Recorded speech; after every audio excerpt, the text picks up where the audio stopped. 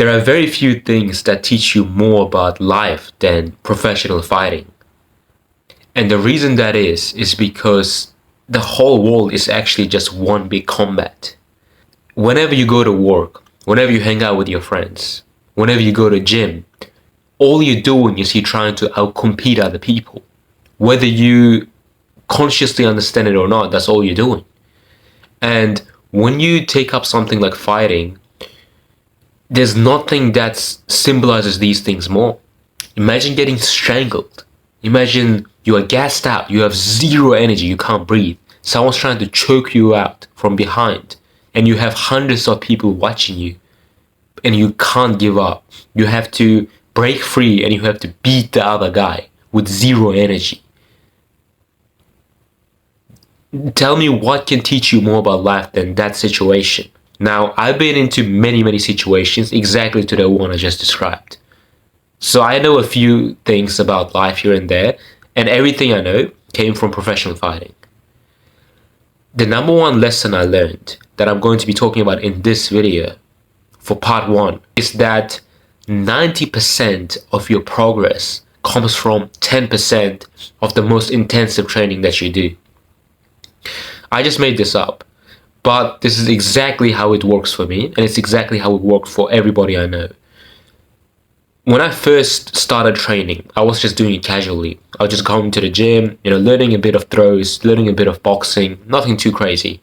So I was still, like, if you put me against like a normal person in the street, I could probably beat them. But I wasn't confident. I could have lost.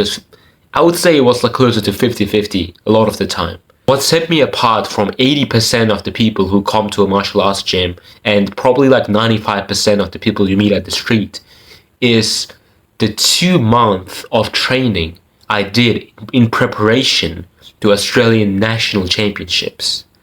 Now, this was a huge competition and I accepted it right away. I didn't even think about it. I had to train every single day, and I had to train advanced techniques, and I had to spar at the end of every day.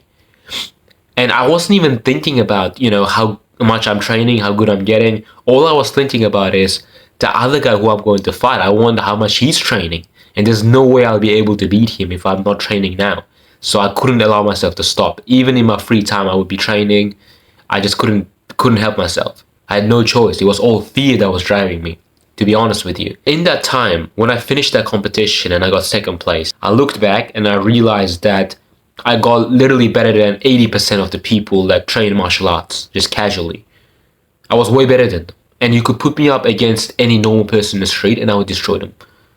And this is not me bragging. Literally anyone who's competed professionally, even at the most amateur tournaments, can destroy a random person who doesn't train. Even if he goes to gym, he'll just get destroyed because you're literally learning how to fight. And this person doesn't know how to fight. It's like if I know how to swim and you never swim in your life, and we do a race in the ocean, it's the exact same thing. Don't get me wrong, there are thousands of professional fighters out there that can destroy me. But this is the second part.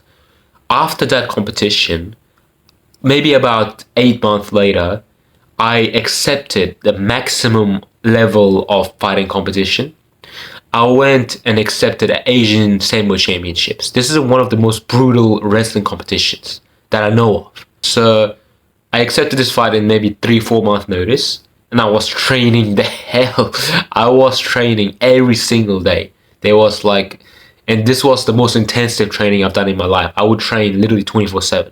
I got destroyed in that competition because I actually had 95% chance of losing because it was international and I was training in Australia. But when I lost and I came back to my old Australian gym, I could literally beat everybody there.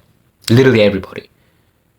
And I didn't even know how good I was getting because compared to the guys I was going to be fighting with, I was absolutely trash. But that set me apart from 90% of the competition in the entire world.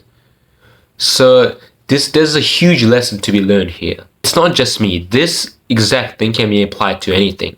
Andrew Tate, he got rich when he owed the mafia a ton of money and he had no way of getting it. So he started getting creative, and that's how he started his first business and he got rich.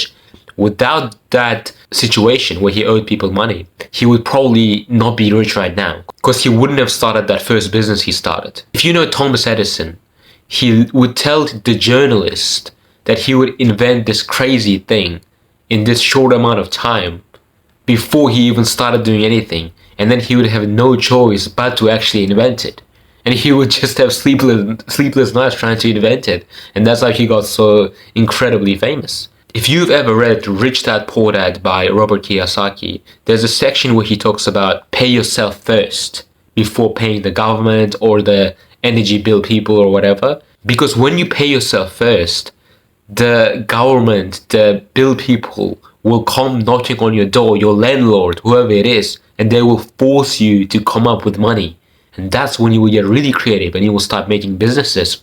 And those assets are going to last you a lifetime. There's also a guy named Andy Elliott, who is one of the richest salespeople on the planet. And at 18 years old, this is his backstory.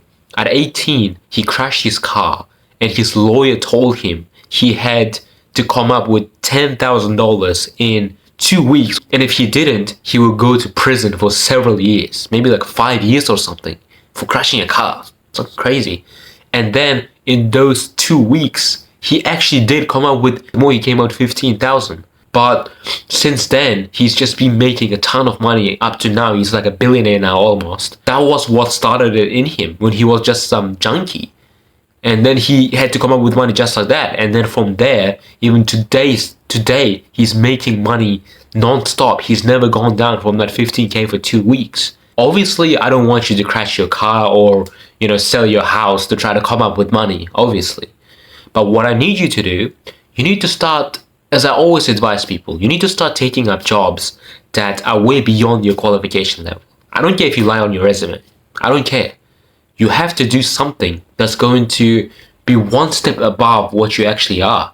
And that one step that you will have to take, even if you miss it, even if you don't reach the next staircase, you're going to be closer than you would have been had you not aimed there. When you take up jobs like that, you will actually work really hard, you will study, you will do everything you can to reach up to that level. And even if you don't, say you fail, doesn't matter.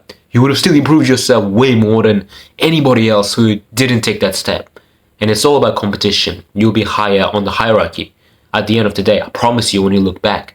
Now, this is one of the biggest lessons I've learned during my fighting career, but there are several more lessons exactly same as this. I'm pretty excited for the next one. I'm still working on it.